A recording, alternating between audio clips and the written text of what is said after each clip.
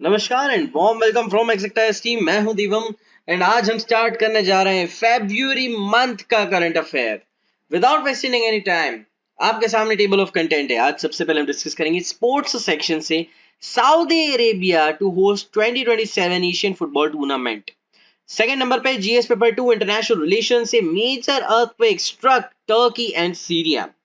Third page, GS paper 3 Science and Tech says Jupiter becomes planet with most moons. Fourth number पे GS paper 3 economics. PhonePe जो आप use करते हैं UPI, PhonePe launches cross border transaction facility. Fifth number पे GS paper 3 science and tech से India first drone air traffic management system. Number 6 पे GS paper 3 science and tech से ही Gaganyaan mission ISRO navy undertake trials. ठीक है, फिर इसके बाद नंबर 7 जीएस पेपर 3 इकोनॉमी से lithium reserve found in Jammu and Kashmir. Number 8 से GS paper 3 environment project cheetah India gets 12 cheetahs from South Africa. Number 9 GS paper 3 science and tech से Italy discovers invisible galaxy. Number 10 पे GS paper 2 international relation से Air India deals with Airbus and Boeing. Number 11 पे world affairs European Union EU formally bans gas diesel car sales from 2035. Number 12 पे GS paper 3 economics से North India first nuclear plant and number 13 world affairs से Neom Saudi's future mega city. 14 number पे important news section से जो कि BVR Subrahmanyam appointed new CEO of NITI Aayog. Number 15 पे GS paper 3 economy से first semiconductor plant of India. And last but not the least 16 number पे GS paper 3 environment section से scientist discover fifth inner core layer of earth. बहुत ही interesting current affair है आज के, तो without wasting any time आज का current affair हम स्टार्ट करते हैं। आज का सबसे पहला topic Asia cup, Asian cup football tournament. ठीक है, फुटबॉल का टूर्नामेंट एशियन कप कहां पर होगा? तो सऊदी अरेबिया में। ठीक है, Saudi Arabia to host 2027 Asian cup football tournament. आपके लिए याद रखने वाली योग्य जो बात है वो सिर्फ इतना है, आप स्किप करके आगे बढ़ सकते हैं, बट छोटा मोटा और इसके बारे में जान लेते हैं अगर आपको क्यूरियोसिटी हो तो देखो, एशियन कप फुटबॉल टूर्नामेंट 2027 के की points. It is held once in 4 years, organized by Asian football confederation. ठीक है, 4 साल में एक बार होता है और इसको कौन ऑर्गेनाइज करता है? तो एशियन फुटबॉल कन्फेडरेशन। ठीक है, सेकंड पे teams are carefully chosen based on their skills and several other selection criteria. Teams are chosen by AFC। ठीक है, the host is selected through a bidding process, है ना, जैसे आईपीएल में होते हैं बिडिंग प्रोसेस, वैसे ही यहाँ पर भी बिडिंग प्रोसेस के थ्रू चूज किए जाते। ठीक है, देखो आईपीएल में जैसे टाटा है ना, अभी टाटा पे सबसे पहले डीएलएफ स्टार्ट हुआ, तो मैं उसकी बात कर रहा हूँ, प्लेयर्स की नहीं। स्लोगन इस बार का ये इंपॉर्टेंट चीज है, अगर आप देख रहे हो तो फॉरवर्ड फॉर एशिया, ये पूछा जा सकता है कि स्लोगन क्या है, तो मैं बता रहा हूँ, अगर आपने मिस कर दिया स्किप कर दिया तो मुझे मत बोलना। ठीक है, forward for Asia. Host it cities Daman, Riyadh और जिदा। ये देखो, ये भी आपको याद करना है, ये 2 पॉइंट इंपॉर्टेंट है। ठीक है, स्लोगन क्या है? तो फॉरवर्ड फॉर एशिया। ठीक है, ये है, और जो सिटीज है वो आपने देख ली। नोट वाली बात क्या है? 2023 होस्ट इज कतर। अभी हाल ही में कतर में फुटबॉल का वर्ल्ड कप हुआ था, फीफा वर्ल्ड कप। अब एशियन फुटबॉल टूर्नामेंट कतर में होगा। ठीक है, moving on. Next current affair of the day, second current affair of the day, major earthquake struck Turkey and Syria. देखो, ये तो आपने मतलब मैं जान बहुत ही ज्यादा ये न्यूज में था। आप कोई सा भी आर्टिकल उठा लो, कोई सा भी न्यूज चैनल उठा लो, क्योंकि ये बहुत एक बड़ा अर्थक्वेक था। ठीक है, चलो इसको जान लेते हैं। Powerful tremors were felt in Turkey after an earthquake of magnitude 7.8 struck along a well-known fault line called Anatolia Tectonic Block. ठीक है, अर्थक्वेक्स आपने आपके ज्योग्राफी सेक्शन में पढ़ा होगा। There are various reasons for earthquake, but the major one is tectonic theory. Okay, जो आपके अंदर की प्लेट्स होती हैं, है ना, अर्थ के अंदर कुछ प्लेट्स होती हैं, वो जब मूवमेंट करती हैं और जब एक दूसरे से टकरा के कुछ ऊपर नीचे हो जाता है, तब आता है अर्थक्वेक। ठीक है, दूसरे रीजंस नॉर्मल है। ठीक है, लेकिन मेजर जो नेचुरल रीजन है वो ये था। देखो key points, The earthquakes emerge from relatively shallow depth and were strike slip quake. Strike slip quake का मतलब है ये एक प्लेट है, ठीक है, ये दूसरी प्लेट है, अब ये भी इस डायरेक्शन में जा रही है, ये इस डायरेक्शन में, ये ऐसे ऐसे ऐसे ऐसे इस डायरेक्शन में जा रही है, ये ऐसे ऐसे ऐसे इस डायरेक्शन में। अब होता क्या है, जब कोई भी चीज इतना फोर्स लगाएगी, ये भी इधर फोर्स लगाएगा, तो एक अपवर्ड जाएगा, एक डाउनवर्ड आएगा। तो हुआ ये ऊपर चला गया, ये डाउनवर्ड। यहाँ पर जैसे ये खिसका वैसे ही यहाँ पर ट्रिमर्स आ गए, ठीक है, तो ये अर्थक्वेक में तब्दील हो गया, एकदम से झटके से ऐसे नीचे गया तो अर्थक्वेक। तो shallow depth where strike slip quick, ठीक है। The centre of the earthquake was centred about 33 kilometre from Gaziantep, around 18 kilometer deep. Okay, its effect was felt across West Asia, Northern Africa, and Southeastern Europe, with residents of Lebanon, Cyprus, Greece, Israel and Egypt also reporting tremors. देखो अब ये जितनी भी जगह आपको बताइए world map में आप एक बार देखो, वेस्ट एशिया किसको बोला गया है, नॉर्थन अफ्रीका क्या है, साउथ ईस्टर्न यूरोप कहाँ है, ठीक है, ये सारी चीजें आप देखोगे आपको बहुत इजीली अच्छे से समझ आए। और मैं बोल रहा हूँ तो देखो, है ना, टालना मत कि बाद में देखेंगे यार हाँ वैसे ही बोल रहा है। What makes Turkey prone to earthquakes? देखो टर्की एंड सीरिया, ये क्यों यहाँ पर अर्थक्वेक इतना क्यों नेचुरल, देखो पहले भी है लेकिन क्यों ऐसा है कि यहाँ पर अर्थक्वेक आते हैं, प्रोन क्यों है एरिया? तो देखो Turkey and Syria lie in a seismically active region. Seismically active मतलब ये प्लेट्स जो है ये एक्टिवली चल रही हैं अपोजिट डायरेक्शन में, कुछ इधर कुछ इधर कुछ इधर, ठीक है, ऐसे ये चल रही हैं, है ना, ये एक्टिव एरिया। यहाँ पर धीरे धीरे धीरे धीरे ये ऐसे बढ़ रहा है गैप, किसी किसी में क्लोज हो रहा है गैप, ठीक है। तो ये एक्टिव रीजन है, मतलब यहाँ पर प्लेट्स का जो एक्टिविटी वो बहुत ज्यादा हलचल में है। It is located in Anatolian tectonic plate, ठीक है, टेक्टोनिक प्लेट्स के अलग अलग जगहों पर अलग अलग नाम होते हैं, ठीक है। यहाँ पर जो है इसका नाम है Anatolian tectonic plate, which is wedge between the Eurasian and African plate. देखो यूरोशियन प्लेट जो है आपका जो यूरोप है उसका प्लेट, और अफ्रीकन प्लेट जो है वो यहाँ पर जो सारे प्लेट्स हैं ये इनकी बात हो रही है, ठीक है, यहाँ पर बीच में रिलाय करता है। आप जब मैप, इसलिए मैं बार बार बोल रहा हूँ, मैप देखोगे ना टर्की कहाँ पर है, सीरिया कहाँ है, तो आपको समझ आएगा मैं क्या बोल रहा हूँ। On the north side, the minor Arabian plate further restricts movement. The North Anatolian fault line, the meeting point of Eurasian and Anatolian tectonic plate, is known as particularly devastating क्योंकि ये जगह बहुत एक्टिव है। सीधी सी बात है, इस पूरे के पूरे यहाँ पर जितना ये लिखा हुआ है इस सब में कहने का तात्पर्य सिर्फ इतना सा है कि ये रीजन बहुत एक्टिव रीजन है, सिस्मिकली एक्टिव है। सिस्मिकली एक्टिव मैं आपको बता चुका हूँ, मतलब नहीं तो बैक करके देख लो, ठीक है, मोटा मोटा भी नहीं, मैंने तो डेप्थ में बता दिया बल्कि आपको। Now the East Anatolian fault line, the tectonic boundary between the Anatolian plate and northward moving Arabian plate, ठीक है। देखो ये जो पॉइंट है, इन एडिशन ऑफ दिस मैं बता रहा हूँ, ठीक है, देखो पहले पढ़ लेते हैं। In addition to this the Aegean Sea plate located in the eastern Mediterranean Sea under southern Greece and western Turkey is also source of seismic activity in the region.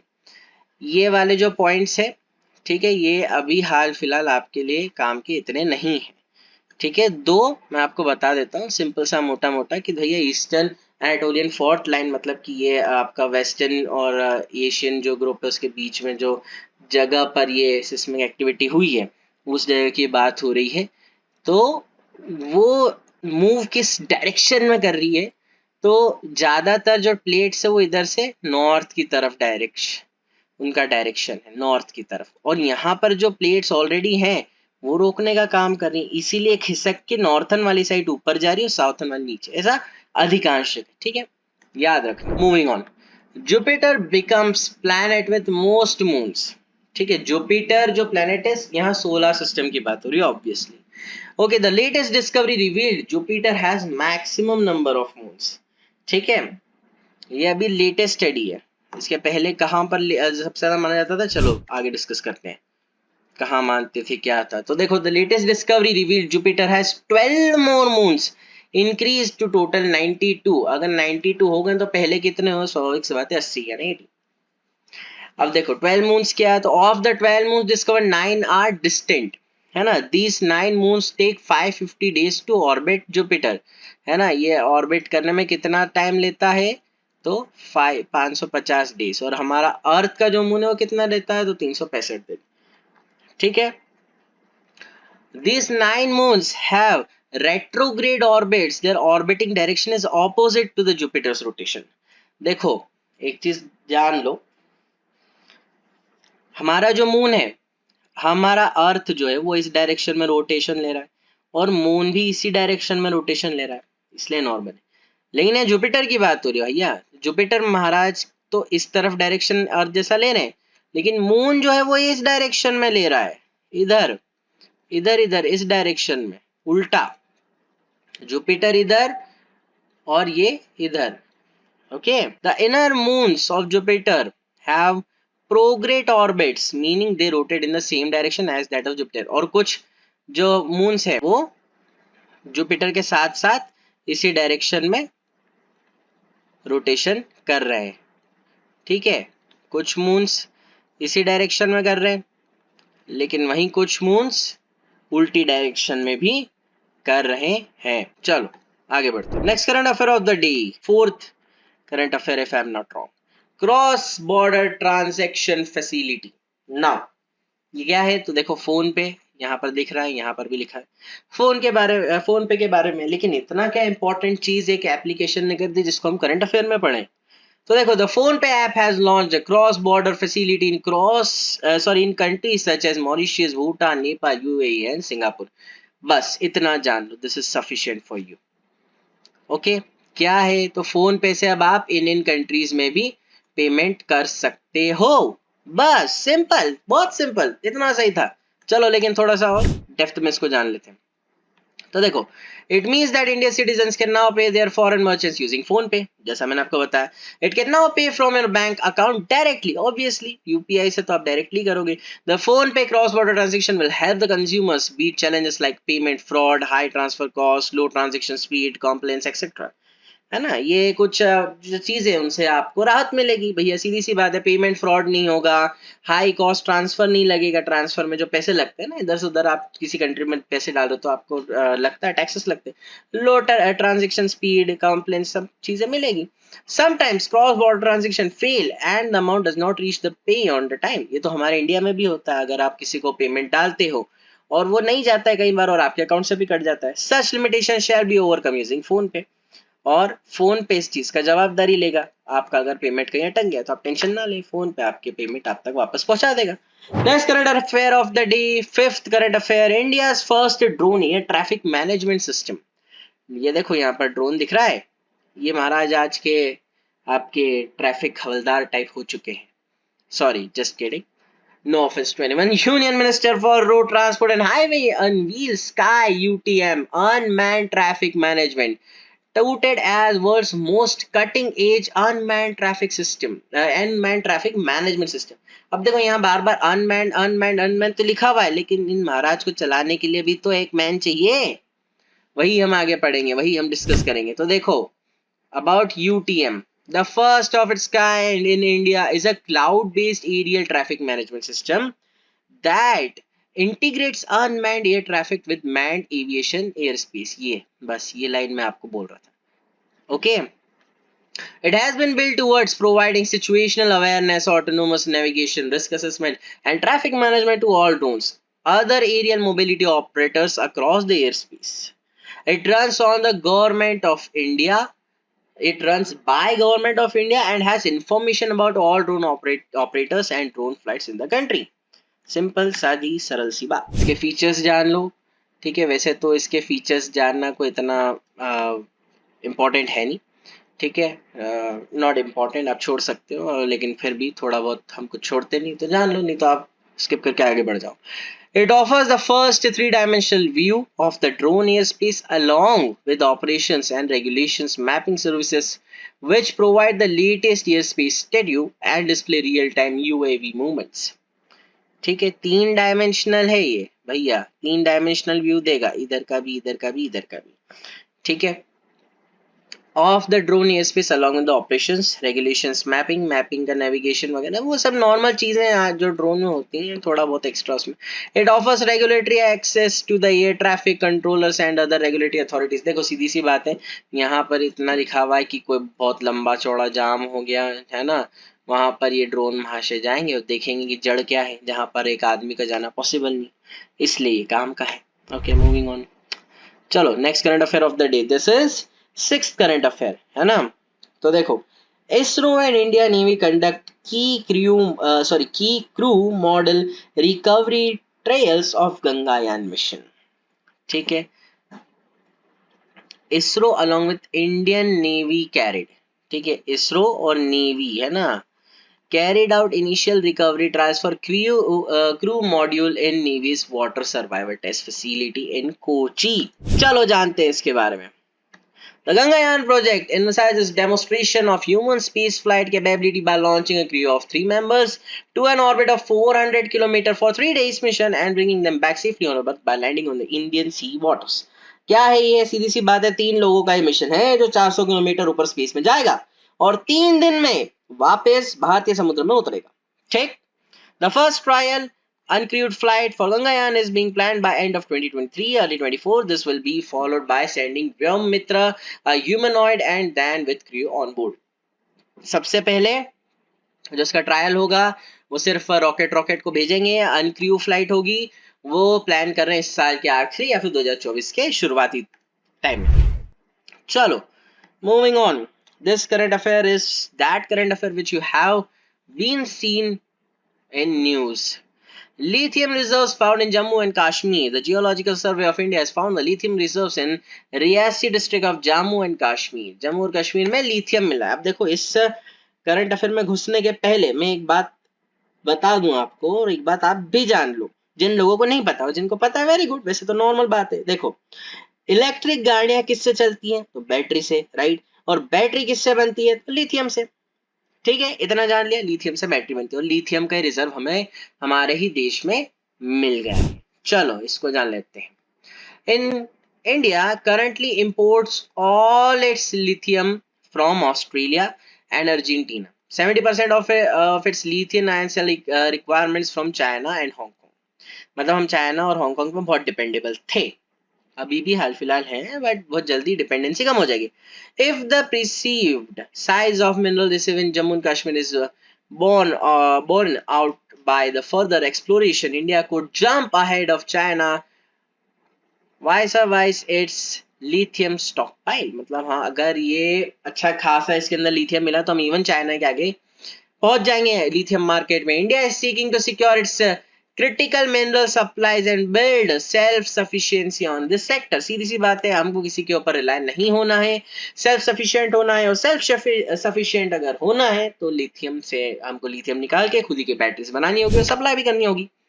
देखो, the Jammu and Kashmir reserves will also help advance the Indian government ambitious plan of 30% EV penetration in private cars। ठीक है, ये government का ambition plan है कि 30% जो private car है वो इलेक्ट्रॉनिक हो जाए। ठीक है, 70% कमर्शियल व्हीकल हो जा रहा है, 80% 2 and 3 व्हीलर्स हो जाए बाय 2030 फॉर ऑटोमोबाइल इंडस्ट्री। समझ आई आपको बात? सिंपल है, ऑटो रिक्शा और बाकी स्कूटी बाइक वगैरह 80% आपकी इलेक्ट्रॉनिक हो जाए इंडिया में, 70% बस है वगैरह ये सारी कमर्शियल व्हीकल्स वगैरह हो जाए।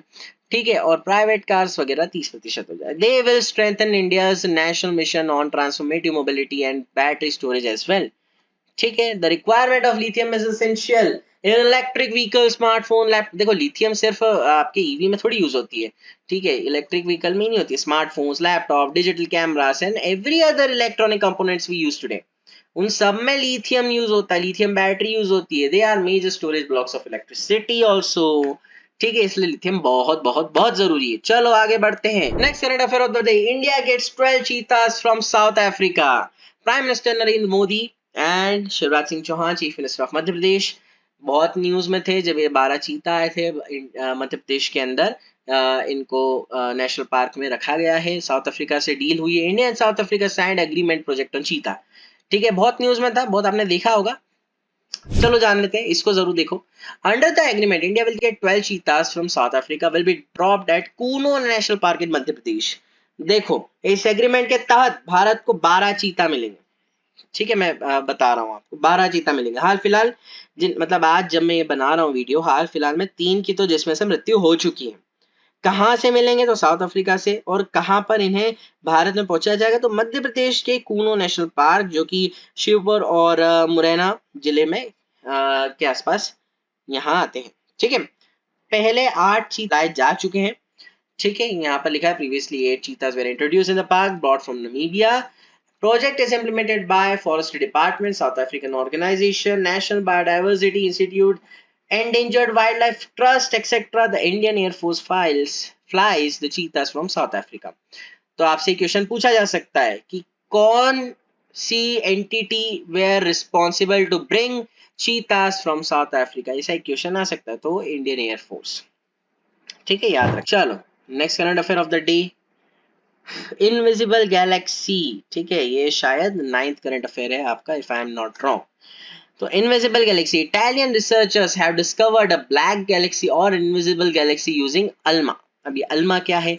चलो इस अल्मा बल्मा को जान लेते हैं। Moving on, the galaxy is forming new stars at the rate of 1000 times the Milky Way as discovered by ALMA. अब अल्मा क्या है? तो एटाकामा लार्ज मिलिमेट्री अरे, है ना। या एटाकामा क्या है? तो एक डेजर्ट है in South America. It is termed invisible because the light emitted couldn't be seen from Earth. However, the presence of the galaxy has been discovered using the gravitational lensing technique. अब देखो, gravitational lensing technique मतलब जो light lens से पास हो, जो lens से पास होगा उसे वो डेस्टिनेशन पर पहुंचने के पहले ही बेंड कर देगा।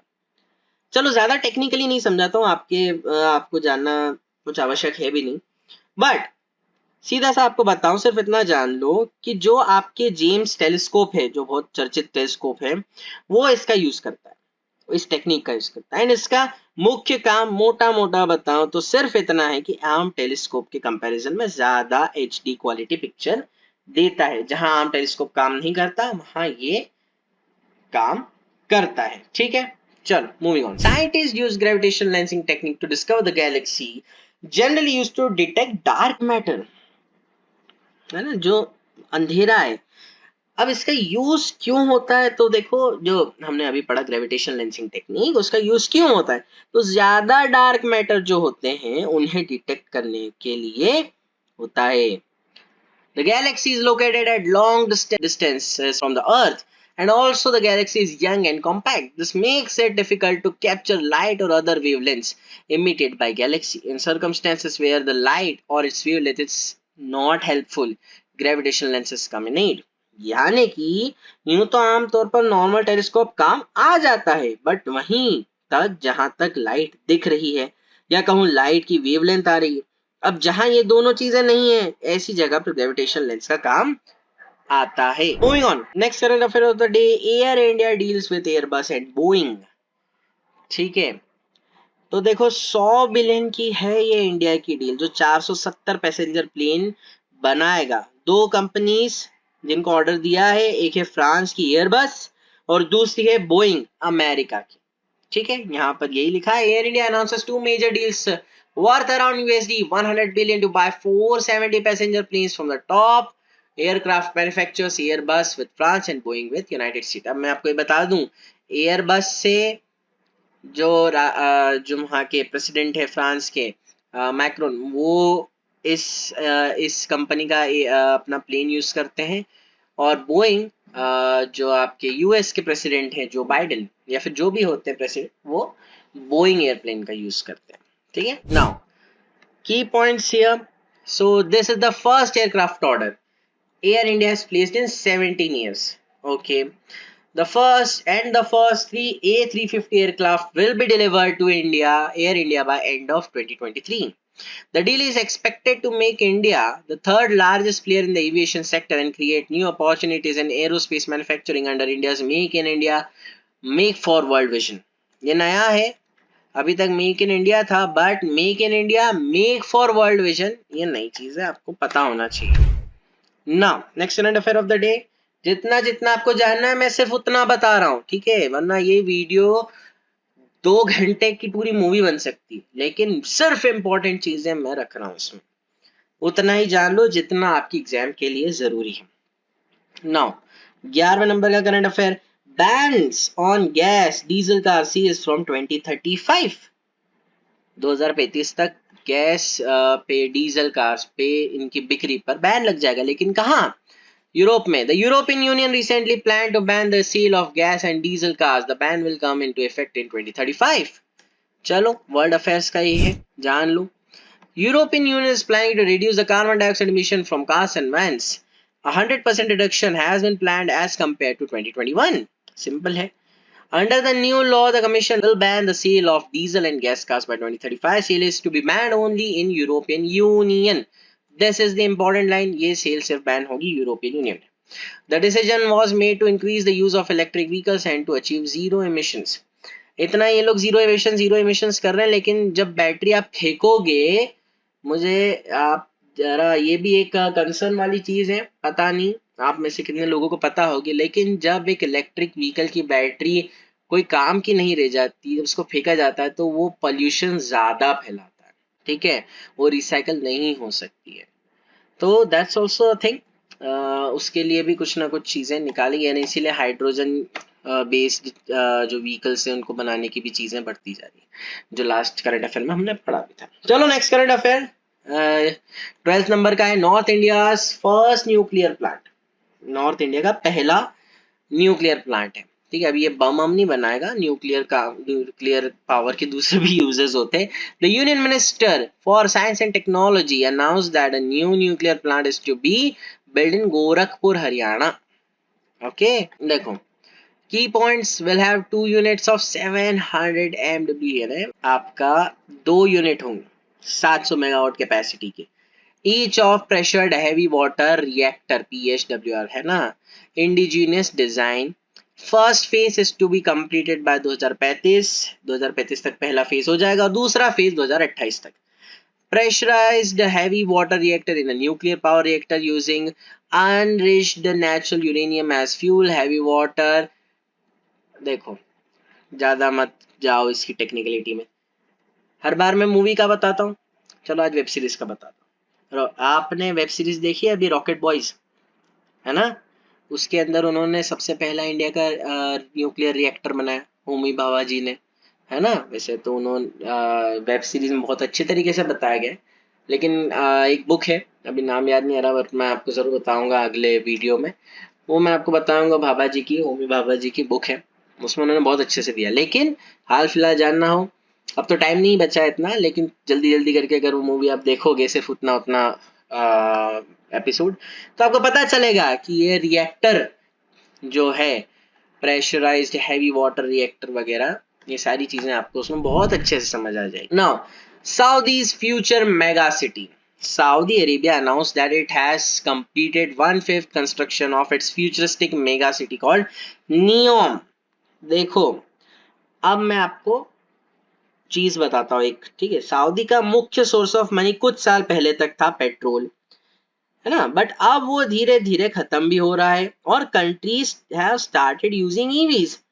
तो ऐसे में अब सऊदी या जितने अरब कंट्रीज हैं, अधिकांश जिनके पास तेल है, उन्होंने टूरिस्ट अट्रैक्शन को अपनी कंट्री का एक टारगेट बना लिया है, सोर्स ऑफ मनी कर लिया है। एंड ये भी जो न्यूज़ है वो एक ऐसी सिटी का है जो टूरिस्ट अट्रैक्शन ही होगा, ये जो नियोम सिटी है ये भी एक टूरिस्ट अट्रैक्शन ही होगा, जिससे रेवेन्यू जनरेट होगा, ठीक है। चलो इसको थोड़ा और डेप्थ में जान। तो the city is located in the Red Sea coast. अब रेड सी कोस्ट कहाँ है, जरा लोकेट करो, and is larger than Kuwait or Israel. The city is spread around 26,500 square kilometers. ये अपने आप में बड़ी बात है कि ये सिटी कुवैत जैसी और इजराइल जैसी देशों से भी बड़ी है ना। मैं एक और आपको सरप्राइजिंग चीज बताता हूँ आपकी जानकारी के लिए, कि सबसे बड़ी सिटी वर्ल्ड में कौन सी है, आप जानते हैं? मैं बताता हूँ, टोक्यो। टोक्यो जो है वो वर्ल्ड की सबसे बड़ी सिटी है, ठीक है। और अगर मैं आपको और जानकारी दूं तो दूसरे नंबर पे, जो सेकंड नंबर पर आती है सबसे लार्जेस्ट सिटी, वो कौन सी है? हमारी प्यारी राजधानी दिल्ली।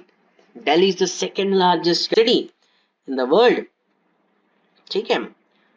और थर्ड पर आता है चाइना का शंघाई शहर, ठीक है। अब इस प्रोजेक्ट को बनने में, यानी ये जो नया प्रोजेक्ट चल रहा है ना, नियोम प्रोजेक्ट, अब मैं बताता हूँ। ये जो प्रोजेक्ट बन रहा है, इसके बाद इसकी क्या रैंक होगी? आपको लग रहा होगा फर्स्ट रैंक।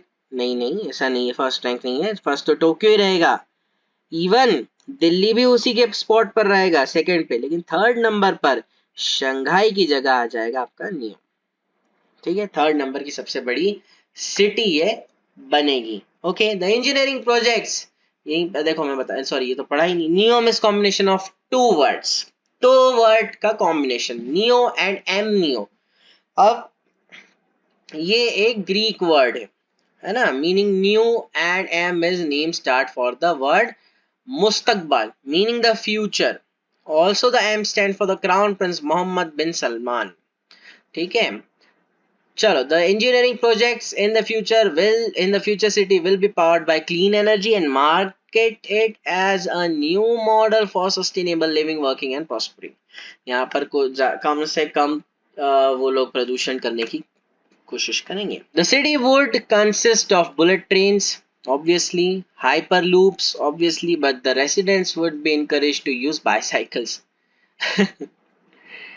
आपके शहर में बुलेट ट्रेन्स भी हैं, हाइपर लूप्स भी हैं, लेकिन आपसे बोल रहे हैं आप साइकिल यूज करो। खैर, दूर जाने के लिए बुलेट ट्रेन और हाइपर लूप का यूज होता है। तो NEOM's climate provides unrivaled complementary solar and wind potential through completely price the renewable energy. Completely, which is a big step. Leveraging low cost clean energy and carbon free energy ecosystem from scratch. NEOM plans on developing energy intensive industries with the potential to lead the global scale. Okay, ये इसके कुछ highlights थे। चलो आगे बढ़ते हैं। Next current affair, I guess it's the 14th one. The new CEO of NITI Aayog, farmer IAS officer, IAS जो आप बनने जा रहे हो, BVR Subramaniam was appointed the chief executive officer, CEO of NITI Aayog by the government, ठीक है। इन सर को जो BVR सुब्रमण्यम सर हैं, इनको नीति आयोग का सीईओ सरकार ने नियुक्त किया है। तो the previous CEO of NITI आयोग, Parameshwaran Iyer, has been appointed as executive director of the World Bank. World Bank के एग्जीक्यूटिव डायरेक्ट नियुक्त कर दिए गए हैं परमेश्वर अय्यर को, and so mister Subrahmanyam is moving to his place. The council has all chief ministers of the state and lieutenant governors of UTs, Union Territories. Apart from them, there are temporary members such as 4 ex-officio members, a CEO, a 3 part-time members appointed by the Prime Minister. ठीक है, ऐसा कुछ भी नहीं है जो आपको समझ ना आए, very simple. Moving on, this is our 15th current affair. First semiconductor plant of India. Semiconductor, okay. The Vedanta Group and Taiwan's Foxconn are constructing Gujarat's first semiconductor manufacturing facility in Dholera. Dholera में बनेगा, Dholera. The semiconductor plant will be built in Dholera Special Investment Region in Ahmedabad, managed by Dholera Special Investment Area Development Authority. Okay, कुछ ऐसा नहीं है समझाने योग्य। A semiconductor plant manufacture ICs and semiconductor materials using a procedure known as doping. Semiconductor material are made sustainable for use in electronic applications. Okay, very simple, nothing to be explained. For instance, adding phosphorus to germanium results in an N-type semiconductor material. This doping procedures are carried out in semiconductor factories. ये वैसे जो point मैंने पढ़ा है, मैं इसको समझाने ना समझाने के पीछे भी मुख्य कारण है, this is not important, seriously it is not important at all and very simple, so you can easily, जो एक्स्ट्रा चीजें हैं जो इम्पोर्टेंट है मैं जरूर बताऊंगा, वरना बहुत बड़ा हो जाएगा वीडियो। तो currently India is porting most of the semiconductor material from China. अब देखो अब क्या मैं इसको समझाऊं, सीधी सी बात है, लिखी है सामने कि इंडिया इंपोर्ट सबसे ज्यादा सेमीकंडक्टर कहाँ से कर रहा है, तो चाइना से कर रहा है। With the new plant India will become self reliant and can manufacture high quality electronic products. वही सेल्फ रिलायंट वाली बात जो हमने लिथियम वाले में करी थी, rather than depending on the inexpensive low quality Chinese goods। बेकार कचरे जैसे प्रोडक्ट जो चाइना के आते हैं उनसे हम दूर रहेंगे अगर बन गया तो। 16 नंबर पर fifth inner core layer of the earth. Very nice, अभी तक तो हमने 4 ही पढ़े थे। Seismologists of at Australian National University believe they have documented evidence of a distinct fifth layer lurking underneath it, the innermost inner core। है ना, यहाँ की बात है। चलो जान लेते हैं क्या इन्होंने डिस्कवर किया, डिस्कवर या फिर क्या इनकी थीसिस है। Unlike the inner core and outer core, the fifth layer is solid. Okay, solid है, इनर कोर जैसा और आउटर कोर जैसा नहीं, सॉलिड है and is denser than other two cores. ज्यादा डेंस है बाकी के जो 2 कोर है उनसे, इनर आउटर से। Also the inner core is slowed down its spin recently। ये तो चाइना के एक साइंटिस्ट ने रिसेंटली बताया था कि अंदर की जो कोर है वो उसने रोटेट करना बंद कर दिया। With respect to metal, in a while the inner core will reverse its direction of spinning because of these changes there will be changes in the magnetic field of the earth। ये जितनी चीजें ये this all are theories, okay, ऐसा होना जरूरी नहीं है। Significance, तो the finding create a room for further research। obviously कोई भी नई चीज आएगी उसमें रिसर्च तो आप करोगे ही सही, बहुत सारी चीजें बढ़ जाती है। which could lay bare the mystery of how the major global event causes significant change in its composition। ठीक है, this inner core is like time capsule of Earth's evolution history। It's fossilized a record that serves as a gateway into events of our planet's past and hides information related to it, events that happened on Earth hundreds and millions of years ago। पुरानी चीजें हमको कई सारी इसके through पता चल सकती हैं, हम काफी नई नई चीजें जान सकते हैं। So this was our today's video. I hope आपने इस वीडियो में बहुत कुछ नई एंड इंटरेस्टिंग चीजें जानी होगी। मैंने ये वीडियो को बहुत शॉर्ट एंड क्रिस्प रखा, आपको सारी इंपॉर्टेंट चीजें समझाई, बताई। कोई भी डाउट हो बेझिझक बेधड़क बिंदास पूछना। आई होप आपका प्रिपरेशंस, जो आपकी प्रिपरेशंस चल रही हैं वो अच्छी चल रही होंगी, चलनी भी चाहिए, लेकिन आई होप आप और ज़्यादा मेहनत करेंगे, आप और ज़्यादा कोशिश करेंगे कि आपका प्रीलिम्स ना रुके। प्रीलिम्स नहीं रुकेगा ना तो आपको बहुत ज़्यादा, क्या बोल सकता हूँ मैं, जोश अंदर से आएगा कि आप मेंस ज़रूर क्रैक करें। प्रीलिम्स क्रैक होना बहुत ज़रूरी है। It's quite tough because there are lots of competition in it, but you can do it। Okay so यही हमारी शुभकामना एग्जैक्ट टाइज की तरफ से। नेक्स्ट वीडियो में बहुत जल्दी मिलते हैं, मार्च की करंट अफेयर को हम डिस्कस करेंगे। Till then all the very best.